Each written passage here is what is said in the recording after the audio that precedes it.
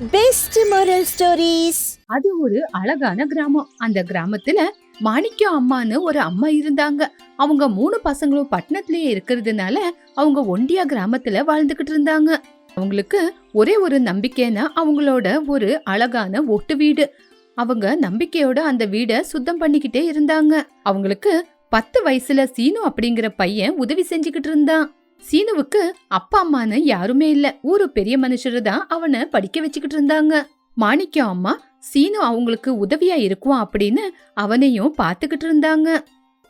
சீனு கூட பாட்டிக்கு உதவி செஞ்சுக்கிட்டு பாட்டி கூடயே இருந்துகிட்டு இருந்தான். ஐயோ, உங்களால வீட சுத்தம் பண்ண முடியலனாலும் அந்த இடுப்பு வலிய வச்சுக்கிட்டு எதுக்காக பாட்டி வீட சுத்தம் படுத்திக்கிட்டு இருக்கீங்க?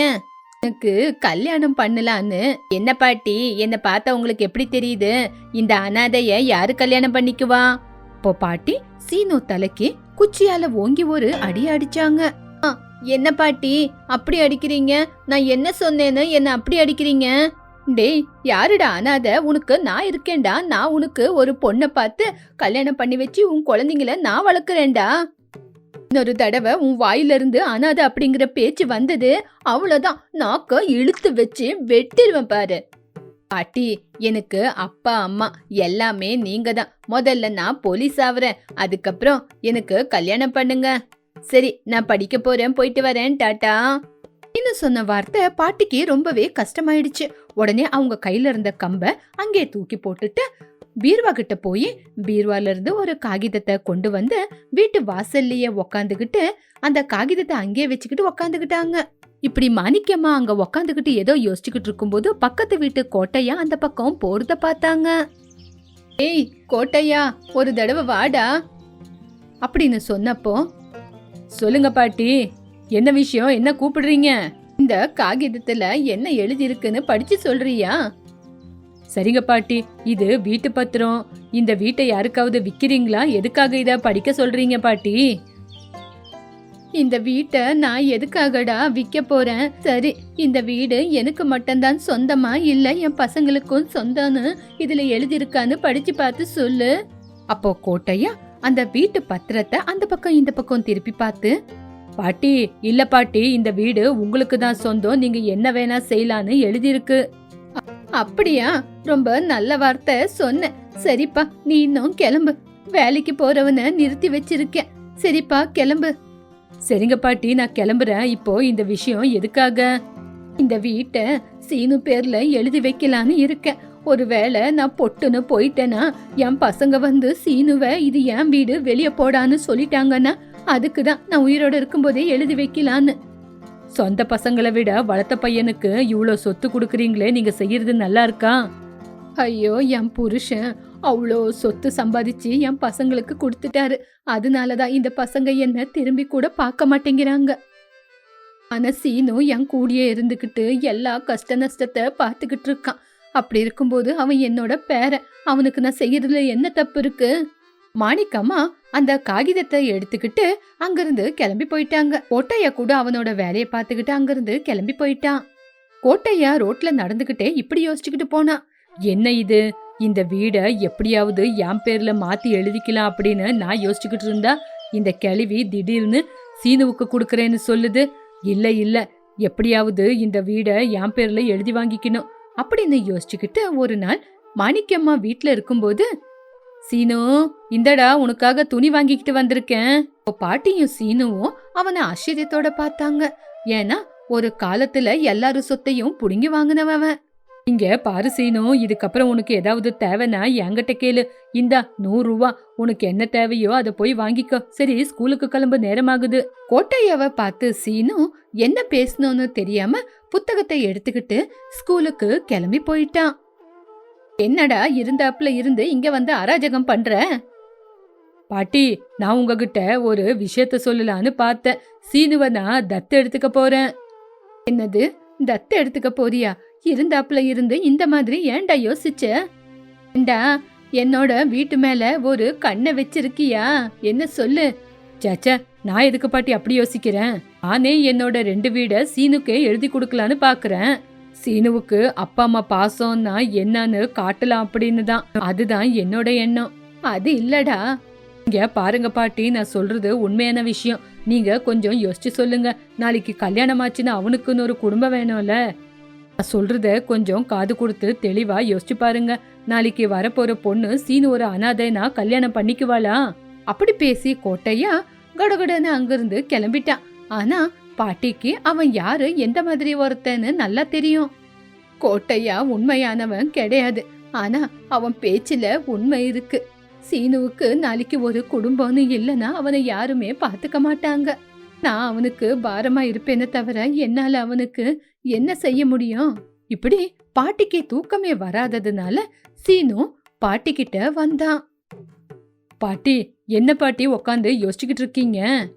ஒண்ணு இல்லப்பா, தூக்கம் வரல, அவ்வளவுதான். அப்படியா பாட்டி? எனக்கும் தூக்கம் வரல, எக்ஸாம் வேற வந்துகிட்டு இருக்கு. சரி சீனு, உனக்கு அப்பா அம்மா இருந்திருந்தா நல்லா இருந்திருக்கும்னு எப்பவாவது யோசிச்சிருக்கியா? பாட்டி, ஸ்கூல்ல ஏதாவது ப்ரோக்ராம் வைக்கும்போது அப்பா அம்மாவை வர சொல்லுவாங்கல்ல, அப்பதான் எனக்கு அப்பா அம்மா வேணும்னு தோணும். உங்களை வர சொல்லலான்னு பார்த்தா உங்களால அவ்வளோ தூரம் நடக்க முடியாதுல்ல பாட்டி. அப்படி இல்லடா சீனு, எனக்கு நீ இருக்க, உனக்கு நான் இருக்கேன். சரி, உன்னோட கோரிக்கைய நான் ஏன் வேண்டான்னு சொல்ல போறேன். இப்படி மாணிக்கமா கொஞ்ச நேரம் யோசிக்க ஆரம்பிச்சாங்க. அதுக்கப்புறம் மறுநாள் கோட்டையா வீட்டுக்கு பாட்டி போனாங்க. கோட்டையா அவனோட பொண்டாட்டியும் அவனோட பையனும் ஒன்னா நின்னுகிட்டு இருந்தாங்க. கோட்டையா, நீ சொன்னத நான் நல்லா யோசிச்சு பார்த்தேன்பா. சீனுவுக்கு உங்கள மாதிரி ஒரு குடும்பம் கிடைச்சா ரொம்ப நல்ல விஷயம்தான். அவனை நல்லா பாத்துக்குவீங்கன்னு எனக்கு நீங்க வாக்கு கொடுக்கணும். பாட்டி, நீங்க கவலைப்படாதீங்க. சீனுவையும் உங்க வீட்டையும் நாங்க எங்க சொந்தமா பாத்துக்க மாட்டோமா? லக்ஷ்மியோட வார்த்தையை கேட்ட உடனே பாட்டிக்கு சந்தேகம் வந்துருச்சு. அப்போ கோவமா லக்ஷ்மிய பார்த்தாங்க. பார்த்துட்டு மறு பேச்சு பேசாம அங்கிருந்து கிளம்பி வந்துட்டாங்க. ஓஹோ, திருட்டு பசங்களா, என் வீட்டை கொள்ளை அடிக்கிறதுக்காகவா சீனுவ தத்து எடுத்துக்கிறேன்னு சொன்னீங்க? ஐயோ கடவுளே! இப்படி கொஞ்ச நாளுக்கு அப்புறம் கோட்டையவும் அவனோட பொண்டாட்டி லக்ஷ்மியும் ஒரு காகிதத்தை எடுத்துக்கிட்டு, அம்மா இந்தாங்க தத்து பத்திரம், இதுல நீங்க கையெடுத்து போட்டீங்கன்னா சீனு எங்க பையன் ஆயிடுவான். வார்த்தையை கேட்ட உடனே சீனு ஆச்சரியப்பட்டான். என்ன பாட்டி, என்ன அவங்களுக்கு தத்து கொடுத்துடுறீங்களா நீங்க? சீனு, நீ தானப்பா முந்தா நேத்து அப்பா அம்மா இருந்தா நல்லா இருக்கும்னு சொன்னேன், அதுக்கு தான்டா. பாட்டி, அதுக்குன்னு உங்களை விட்டுருவேன்னு நான் சொன்னேனா? நான் உங்க கூட போக மாட்டேன். கோட்டையா, நீங்க கிளம்புங்க. நாங்க பேசிக்கிட்டு இருக்கோம்ல, நடுவுல நீ பேசாதப்பா. கோட்டையாவும் லக்ஷ்மியும் சத்தம் போட்டு சொன்னாங்க. உடனே சீனுவும் பாட்டியும் அவங்க 2 பேரை பார்த்தாங்க. உடனே லக்ஷ்மி சீனுகிட்ட வந்து பொய் நாடகத்தை நடத்தினா. சீனு, எனக்கு உன்ன மாதிரி ஒரு பையன் இருந்தா நல்லா இருக்கும்னு எவ்வளவு நாளா நான் யோசிச்சுக்கிட்டு இருந்தேன் தெரியுமா? எனக்கும் ஒரு பையன் இருக்கான். அவன் எந்த வேலையும் செய்ய மாட்டான். ஆனா நீ எல்லா வேலையும் செஞ்சுக்கிட்டு எங்க கூடயே இருப்ப. சீக்கிரமா பத்திரத்துல கையெழுத்து போடுங்க, கிளம்பலாம். பாட்டி சீனோட முகத்தை பார்த்தாங்க. சீனு வேண்டாங்கிற மாதிரி தலையாட்டுனா. சீனு கண்ணுல இருந்து கண்ணீர் வந்துச்சு. பாட்டியும் அழுந்துகிட்டு இருந்தாங்க. கோட்டையா, கொஞ்ச நேரம் இருப்பா, இப்ப வரேன். அப்ப பாட்டி ஒரு பத்திரத்தை கொண்டு வந்தாங்க. கோட்டையா அந்த பத்திரத்தை பார்த்த உடனே இதுதான் வீட்டு பத்திரம்னு சந்தோஷப்பட்டான். புருஷன் பொண்டாட்டியும் ஆச்சரியத்தோட பாத்துக்கிட்டு இருந்தாங்க. முதல்ல நீங்க 2 பேரும் இந்த காகிதத்துல ஒரு சைன் போடுங்க. அதுக்கப்புறம் உங்க கையில இருக்கிற காகிதத்துல நான் ஹெப்பெட்டு போடுறேன். ஐயோ பாட்டி, உங்களோட வீட்டு பத்திரம் எங்களுக்கு எதுக்கு? எங்களுக்கு சீனு மட்டும் போதும். இந்த காகிதத்துல சீனுவுக்கு நீங்க எந்த பிரச்சனையும் கொடுக்காம பத்திரமா பாத்துக்குவீங்க அப்படின்னு எழுதி இருக்கிறேன். நான் உங்க கையில இருக்கிற காகிதத்துல ஹெப்பெட்டு போட மாட்டேன். ஐயோ பாட்டி, அவன் எங்க பையன்னு சொல்றதுக்காக தானே தத்து எடுத்துக்க வந்திருக்கோம். அப்படி சொல்லி கோட்டையா பாட்டி கையில இருக்கிற காகிதத்தை எடுத்துக்கிட்டு அதுல சைன் போட்டுட்டான். லக்ஷ்மி கையாலையும் சைனை போட வச்சுட்டான். அது என்ன காகிதம் அப்படின்னு அவங்க 2 பேரும் படிச்சு கூட பார்க்கவே இல்ல. அதுக்கப்புறம் மாணிக்கம்மா கூட கோட்டையா கையில இருந்த பத்திரத்துல எப்பெட்டு போட்டு அனுப்புனாங்க. இப்படி சைன் போட வச்ச காகிதத்தை வீட்டுக்குள்ள கொண்டு போய் வச்சாங்க. சீனு ஒரு பக்கத்துல கவலையோட நின்னுகிட்டு இருந்தான். சீனு, அழுவாதப்பா, உங்க அப்பா அம்மா காத்துக்கிட்டு இருக்காங்க. நீ அவங்க கூட கிளம்பிப்போ. இல்ல பாட்டி, நான் உங்களை விட்டுட்டு எங்கேயுமே போக மாட்டேன். பாட்டி தான் சொல்றாங்கல்லப்பா, எங்க கூடவா, நாங்க உன்னை ரொம்ப பத்திரமா பாத்துக்குவோம். அப்படி சொல்லி கோட்டையா லக்ஷ்மி வீட்டை விட்டு வெளியே கடகடன்னு நடந்து போயிட்டாங்க. பாட்டி, உங்களுக்கு என்ன வளர்க்க முடியலன்னா சொல்லுங்க, நான் வீட்டை விட்டு வெளியே போயிடுறேன். ஆனா எதுக்காக பாட்டி இன்னொருத்தருக்கு என்ன தத்து கொடுக்குறீங்க? அந்த கோட்டையோட பையன் என்ன ஸ்கூல்ல எவ்வளவு அவமானப்படுத்துறான் தெரியுமா? இங்க பாருப்பா சீனு, நான் எதுக்கு அந்த மாதிரி ஒரு கெட்டவங்க கிட்ட உன்னை அனுப்பி வைக்க போறேன்? நான் அவங்களுக்கு ஒரு நல்ல பாடத்தை கத்து கொடுக்க போறேன். அவங்க இந்த வீட்டை எழுதி வாங்கணும்னு உன்னை தத்துக்கு எடுத்துக்கிறேன்னு பொய் சொல்றாங்க. ஆனா நான் அவ்வளவு சுலபத்துல விட்டு கொடுத்துருவேனா? நான் ஒரு பாடத்தை படிக்க வைக்கிறேன். அப்படியா? அவங்க வந்து என்ன கூப்பிட்டாங்கன்னா? அவங்க அப்படி உன்னை கூப்பிட்டாங்கன்னா ஏதாவது வேலை செய்ய வச்சுக்க தான் கூப்பிடுவாங்க. அவங்க கூப்பிட்டாலும் நீ அவங்க கிட்ட போவாத. நீ இதே வீட்ல பாட்டி கூடயே இருந்துரு. இப்படி சீனு சந்தோஷப்பட்டான். பாட்டியும் ரொம்பவே சந்தோஷப்பட்டாங்க. இப்போ கோட்டையாவும் அவனோட பொண்டாட்டியும் ரொம்ப சந்தோஷத்துல இருந்தாங்க. அப்ப அவங்க பையன், என்னப்பா உங்களுக்கு நான் தேவையில்லையா? நான் இருக்கும்போது அந்த அனாதை பையன் தான் உங்களுக்கு தேவையா? எதுக்காக அவனை இங்க கூட்டிட்டு வர பாக்குறீங்க? ஐயோ பைத்தியக்கார பையா, இது தத்து பத்திரம் கிடையாதுடா, அந்த கிழவியோட வீட்டு பத்திரம். இனிமே கொஞ்ச நாள் அந்த வீடு கூட நம்மளுதுதான். டேய், எங்களுக்கு நீ ஒருத்தனே போதும்டா. நீ இருக்கும்போது அந்த அனாதை பையன் எங்களுக்கு எதுக்குடா? அப்போ எதுக்காக இந்த பத்திரம்? டேய், இது சாதாரணமான டூப்ளிகேட் பத்திரம்டா. இப்படி கோட்டையாவும் லக்ஷ்மியும் ரொம்ப சந்தோஷப்பட்டுக்கிட்டு இருந்தாங்க. ஒரு நாள் கோட்டையா மாணிக்கம்மா வீட்டுக்கு முன்னாடி வந்து நின்னுக்கிட்டு, என்னடா வீட்டு பக்கத்துல வேலி போட்டுக்கிட்டு இருக்க? ஏன் வேலி போடுற? இங்க பாருங்க பாட்டி, இது என் வீடு. உன் வீடா? உன் வீடு எப்படி ஆகும்? நீங்க தான் எழுதி கொடுத்தீங்களே. பாட்டி சைன் போட்டு கொடுத்த டூப்ளிகேட் பத்திரத்தை காட்டுனா. உடனே பாட்டி சிரிச்சுக்கிட்டு இப்படி சொன்னாங்க, ஏய் திருட்டு பயல, சீனுவ தத்து எடுத்துக்கிறேன் அப்படின்னு பொய் சொல்லி என்னோட வீட்டையே முழுங்கணும்னு பாக்குறியா? இருடா, உனக்கு பஞ்சாயத்திய கூட்டி அதுல உன்னை என்ன பண்ண போறேன் பாரு அப்படின்னு சொல்லி பஞ்சாயத்து தலைவரை தேடிக்கிட்டு சீனுவ கூட்டிக்கிட்டு கிளம்புனாங்க. பிரச்சனை என்னன்னு தெரிஞ்சுக்கிட்டு ஊரு ஜனங்களும் அங்க கூடியிருந்தாங்க. என்ன கோட்டையா, என்ன விஷயம்? ஐயா, இல்லைங்க ஐயா, இது வீட்டு பத்திரம். பாட்டி இந்த வீட எனக்கே எழுதி கொடுத்த மாதிரி இதுல போட்டிருக்க, வேணா படிச்சு பாருங்க. மாணிக்கம்மா, இந்த காகிதத்து மேல நீங்க கையெழுத்து போட்டீங்களா? ஆமாப்பா போட்டேன். அப்புறம் நீங்க தானே விஷயம் தெரிஞ்சுக்கிட்டு கையெழுத்து போட்டிருக்கீங்க. ஐயா, என்கிட்ட இருக்கிற காகிதத்துல யாரு சைன் போட்டிருக்கான்னு அதையும் நீங்களே பாத்துருங்க ஐயா. ஊர் தலைவர் அந்த பாட்டி கொடுத்த காகிதத்தை பார்த்து ஆச்சரியப்பட்டாரு.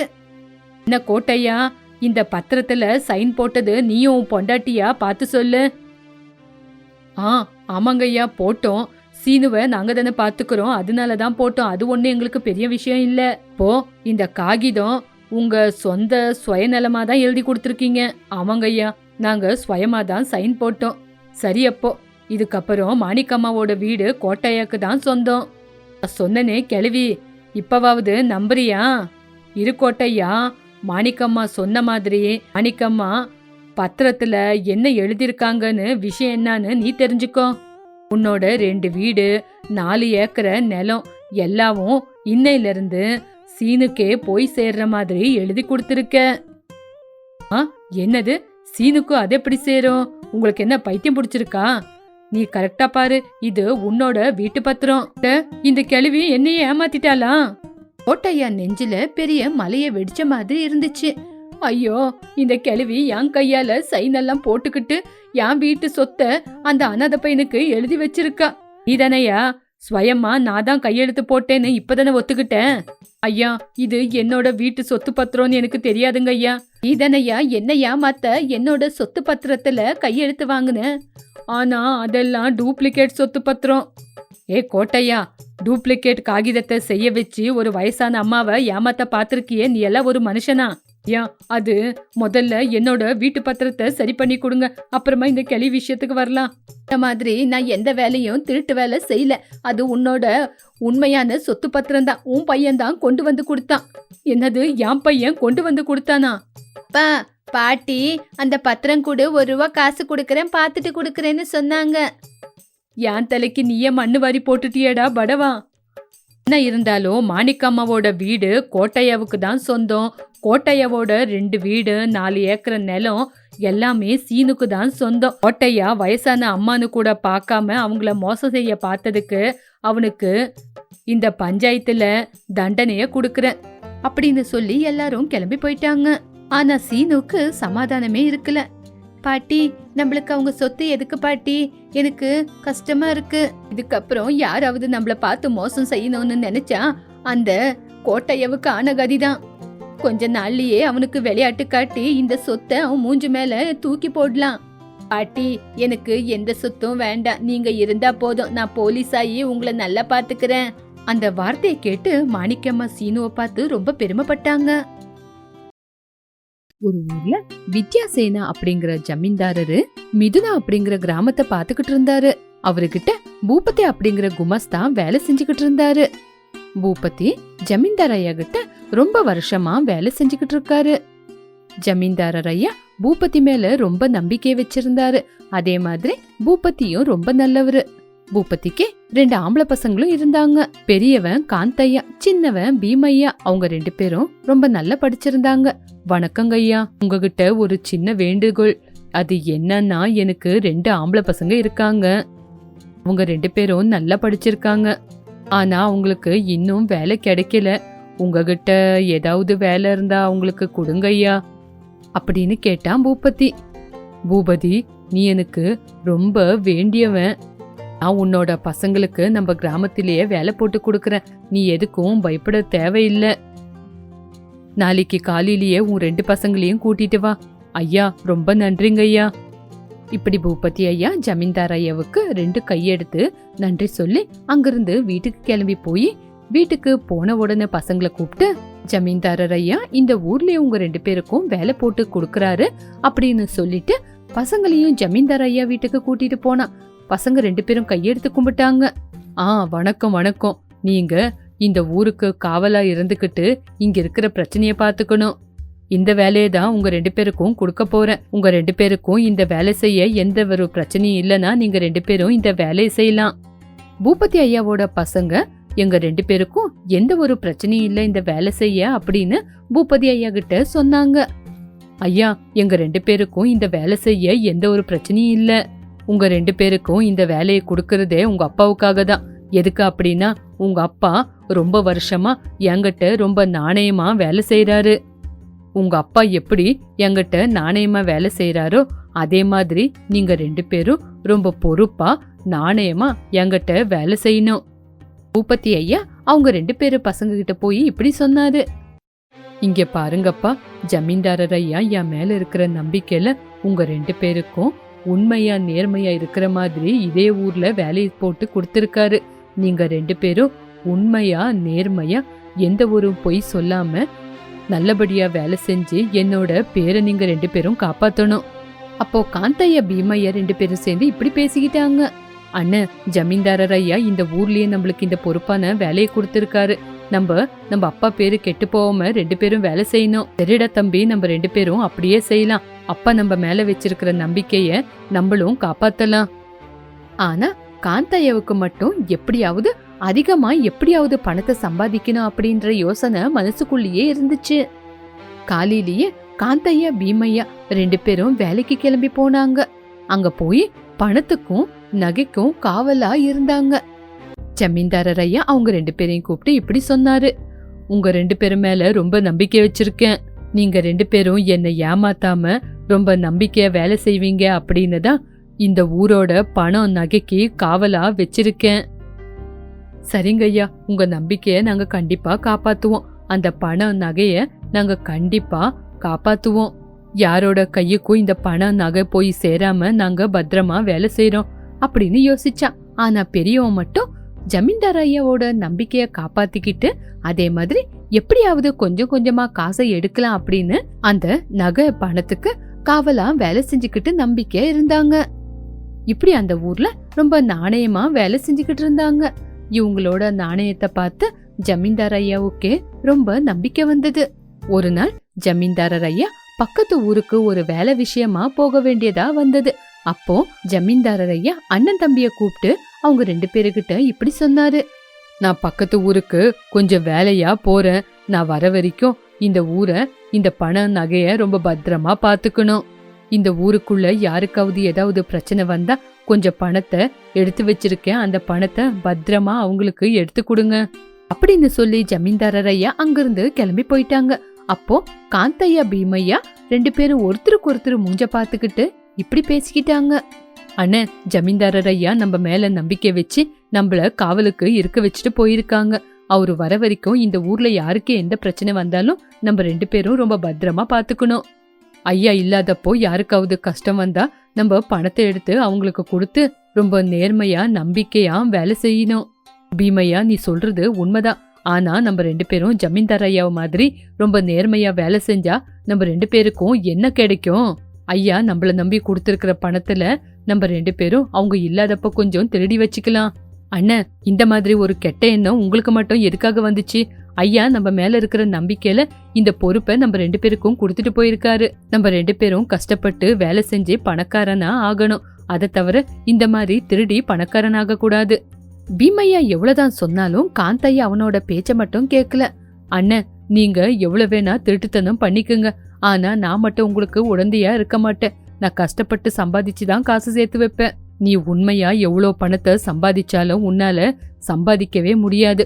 உன்னோட கர்மம், நீ இப்படியே இருந்துட்டு போயிடு. ஆனா நான் மட்டும் கொஞ்சம் பணத்தை திருடி எல்லாரோட பெரிய பணக்காரனா தான் வாழ போறேன். ஜமீன்தாரர் ஐயா சேர்த்து வச்ச பணத்துல கொஞ்சம் பணத்தை சோமையா திருடிக்கிட்டு வந்துட்டான். இப்படி அவன் திருடிக்கிட்டு வந்த பணத்துல பெரிய பங்களா வீட்டையெல்லாம் கட்டி விட்டான். ஆனா பீமையா மட்டும் அந்த ராஜ்யத்துல இருக்கிற ஜனங்களோட சேவைய செஞ்சுக்கிட்டு ஜனங்களோட கஷ்டத்தை தீர்த்து வச்சுக்கிட்டு இருந்தான். இப்படி கொஞ்ச நாள் போனதுக்கு அப்புறம் ஜமீன்தாரர் ஐயா திரும்பி அவங்களோட ஊருக்கு வந்தாங்க. ராமையா பீமையா 2 பேரும் அவரோட முன்னாடி வந்து அவருக்கு வணக்கம் சொன்னாங்க. அப்போ அவரும் இவங்க 2 பேரையும் கூப்பிட்டு, நீங்க 2 பேரும் உங்க அப்பா உங்க மேல வச்சிருக்கிற நம்பிக்கைய காப்பாத்திருக்கீங்க. நான் இல்லனாலும் இந்த ஊரை பத்திரமா பாத்துக்கிட்டு இருக்கீங்க. எனக்கு கொடுத்த வாக்க காப்பாத்திருக்கீங்க. நான் இருக்கிற வரைக்கும் உங்களை யாராலையும் எதுவுமே பண்ண முடியாது. இப்படி அவங்களுக்கு தைரியத்தை கொடுத்தாரு. இப்படி ஜமீன்தாரர் ஐயா அவரோட ஊரை இன்னும் பெருசாக்கணும் அப்படின்னு யோசிச்சுக்கிட்டு இருந்தாரு. இப்படி ஜமீன்தாரர் ஐயா அவரு எடுத்து வச்ச பணத்தை கணக்கு போட ஆரம்பிச்சாரு. அதுல கொஞ்சம் பணம் குறைஞ்சது. அப்ப அவருக்கு சந்தேகம் வந்தது. யாரு இந்த மாதிரி வேலையை செஞ்சிருப்பா, யாரு பணத்தை எடுத்திருப்பான்னு யோசிக்க ஆரம்பிச்சாரு. எப்படி இருந்தாலும் உண்மை தெரிய வரும்னு கொஞ்ச நாள் காத்துக்கிட்டு இருக்கலாம்னு யோசிச்சாரு. ஜமீன்தாரர் ஐயா காந்தையா பீமையா 2 பேருகிட்டயும் ஒரு விஷயத்த சொன்னாரு. அதை கேட்டு அவங்க 2 பேரும், அண்ணன், ஐயா கிட்ட நீதான் பணத்தை எடுத்தன்ற உண்மை இப்பவே சொல்லிடு. அப்போ அது திருட்டு பணம் அப்படின்னு தெரியாது. ஏதோ அவசரத்துக்கு தான் எடுத்திருக்கேன்னு யோசிப்பாரு. ஆனா அவருக்கு நம்பிக்கை துரோகம் மட்டும் பண்ணாதண்ண. டேய், உனக்கு என்ன பைத்தியமாடா? ஜமீன்தார் ஐயாவுக்கு நம்ம சொன்னா அவரு நம்ப மாட்டாரு. ஏன்னா அவருக்கு நம்ம மேல நம்பிக்கை அதிகம். அதனால நான் சொல்ல மாட்டேன். அண்ணன், நம்ம சம்பாதிக்காம வர்றது எதுவுமே தங்காது. அது எதுவா இருந்தாலும் உண்மைதான். நம்ம கஷ்டப்பட்டு சம்பாதிச்சது எப்ப இருந்தாலும் நம்ம கையை விட்டு போகாது. இப்படி திருடின பணத்துல காந்தையா ரொம்ப சந்தோஷமா வாழ்ந்துகிட்டு இருந்தான். அந்த காசுல நகை, வீடு, வாசல் அப்படின்னு வாங்கினான். ஆனா பீமையா மட்டும் உண்மையா வாழ்ந்ததுனால அவன் கையில எந்த ஒரு பணம் சொத்தும் இருக்கல. இருந்தாலும் ரொம்ப சந்தோஷமா நிம்மதியா அவனோட வாழ்க்கைய வாழ்ந்துகிட்டு இருந்தான். காந்தையா தாங்கிட்ட பணம் இருக்குன்ற திமிருல எல்லாரையும் ரொம்ப கேவலப்படுத்தி எல்லாருகிட்டயும் ரொம்ப திமிரா நடந்துகிட்டு வந்தான். அவனை தவிர அந்த ஊர்ல வேற யாரும் பணக்காரங்க இல்லைன்னு யோசிச்சான். அவனோட தம்பியவே கேவலப்படுத்தி பேசினான். தம்பிக்கு சொந்த வீடு வாசல் எதுவுமே இல்லைன்னு கேவலப்படுத்தினான். காந்தைய இந்த மாதிரி பணத்தை தாராளமா செலவு பண்ணிட்டு நடக்கும்போது அவன் கூட வேலை செய்யறவங்களுக்கு அவன் மேல சந்தேகம் வந்தது. காந்தைய கூட அந்த இடத்துல அவன மாதிரி தான் வேலை செய்யறவங்க திடீர்னு இவங்கிட்ட மட்டும் இவ்வளவு பணம் எங்கிருந்து வந்ததுன்னு யோசிச்சாங்க. அன்னையில இருந்து காந்தைய மேல ஒரு கண்ணை வச்சாங்க. இப்படி காந்தையா அந்த காவலுக்காரங்களுக்கு கண்ணுக்கே படல. இப்படி கொஞ்ச நாள் ஆச்சு. இருந்தாப்புல இருந்து காந்தையாவுக்கு உடம்பு முடியாம போயிடுச்சு. இப்படி காந்தையா எவ்வளவுதான் உடம்பு சரியில்லைன்னு எவ்வளவுதான் மருந்து எடுத்தாலும் எவ்வளவு காசு செலவு பண்ணாலும் அவனுக்கு உடம்பு குணம் ஆகவே இல்ல. அப்போ காந்தையா பீமையாவை வர சொல்லி பீமையா கிட்ட இப்படி சொன்னான். தம்பி, என்ன மன்னிச்சிடு. நான் சாகுற நிலைமையில இருக்கேன். எனக்கு உன்னோட உதவி வேணும். எனக்கு ஒரு நல்ல வைத்தியத்தை பண்ணு. பீமையா காந்தையாவோட நிலைமைய பார்த்து அவனை பெரிய ஹாஸ்பிட்டலுக்கு கூட்டிட்டு போனான். அங்க அவனுக்கு நிறைய பணம் செலவாகும்னு சொன்னாங்க. எவ்வளவு பணம் செலவானாலும் பரவாயில்ல, ஆனா எங்க அண்ணனை நீங்க தான் காப்பாத்தணும், பணத்தை பத்தி கவலைப்படாதீங்க. இப்படி அவனுக்கு அவன் சேர்த்து வச்ச சொத்தும் ஜமீன்தாரிய கிட்ட திருடின காசும் மொத்தமும் செலவு பண்ணி அவனுக்கு ட்ரீட்மெண்ட் பண்ணாங்க. இப்படி கொஞ்ச நாள் ஆனதுக்கு அப்புறம் காந்தையாவோட உடம்பு சரியாச்சு. அப்ப காந்தையா பீமையா கிட்ட வந்து, அண்ணன் இப்பவாவது நீ புரிஞ்சுக்க அண்ணன், ஜமீன்தார் ஐயா கிட்ட நீ திருடினதெல்லாம் வந்து ஒத்துக்கோ, அவரு உன்னை மன்னிச்சிருவாரு. நம்ம காசை திருடி வச்சா அந்த காசு நம்ம கையில தங்காது. தம்பி, இப்ப என்னோட நிலைமை எனக்கு புரிஞ்சு போச்சு. நான் பணத்துக்காக ஆசைப்பட்டு நிறைய திருடிட்டேன். நான் செஞ்ச பாவத்தை நான் தான் இப்போ அனுபவிக்கணும். இப்ப நான் என்ன பண்ணணும்னு சொல்லு தம்பி. அண்ணன், இப்ப நீ பெருசா எதுவுமே செய்ய வேண்டாம் அண்ணன். நீ செஞ்ச தப்ப ஜமீன்தார் ஐயா கிட்ட போய் நீ தப்பு பண்ண அப்படின்னு உண்மைய ஒத்துக்கண்ண. சரி தம்பி, நான் அப்படியே ஒத்துக்கிறேன். ஐயா, நான் நீங்க சேர்த்து வச்ச பணத்துல கொஞ்சம் பணம் நகைய திருடிட்டேன். அதனாலதான் அதுல குறைவா வந்தது. அதுக்கு காரணம் நான் தான், என்ன மன்னிச்சிடுங்க ஐயா. நான் வேணும்னு அப்படி செய்யலங்க ஐயா. பணத்தாசனால எல்லாரோட நான் தான் பெரிய பணக்காரனா இருக்கணும்னு தான் அந்த மாதிரி தப்பு பண்ணிட்டேன். நீங்க என் மேல ரொம்ப நம்பிக்கை வச்சிருந்தீங்க, ஆனா நான் தான் உங்களுக்கு துரோகம் பண்ணிட்டேன் அப்படின்னு மன்னிப்ப கேட்டான். காந்தையா, நான் உன்னை மன்னிக்கிறேன். எதுக்குன்னா உன்னோட தப்ப நீ உணர்ந்து ஒத்துக்கிட்ட. அதனால என்கிட்ட திருடின பணத்தை என்கிட்டயே திருப்பி கொடுத்துரு. நீ என்கிட்ட இருந்து எவ்வளவு பணத்தை திருடினியோ அவ்வளோ பணத்தை திருப்பி கொடுத்துரு. இப்படி காந்தையா கொஞ்ச நாள்லயே அவன் சேர்த்து வச்ச பணத்தையும் தன்னோட தம்பிகிட்டையும் கொஞ்சம் பணத்தைய கடனா வாங்கி ஜமீன்தார் ஐயா கிட்ட அவன் திருடின பணத்தை கொடுத்துட்டான். இப்படி அன்னையில இருந்து உண்மையா ஜமீன்தார் ஐயாவுக்கு மோசம் பண்ணாம உண்மையா அண்ணன் தம்பி 2 பேரும் வாழ ஆரம்பிச்சாங்க. அன்னையில இருந்து அண்ணன் தம்பி 2 பேரும் ரொம்ப ஒத்துமையா ஜமீன்தார் ஐயாவோட 2 கண்ணுங்க மாதிரி அவரு கூடயே இருந்துகிட்டு அந்த ஊரு ஜனங்களை காப்பாத்திக்கிட்டு ஊரு ஜனங்களுக்கு காவலா இருந்தாங்க. இந்த கதை மூலியமா நம்ம தெரிஞ்சுக்க வேண்டிய விஷயம் என்னன்னா, மத்தவங்களோட பணம் நம்மளுக்கு பாம்பு மாதிரி. மத்தவங்க பொருள் மேல நம்ம ஆசைப்பட்டா அது எப்பவுமே நம்மளுக்கு நிலைக்காது. இதுதான் இன்னியோட கதை. மறுபடியும் ஒரு நல்ல கதையோட மீண்டும் சந்திக்கலாம்.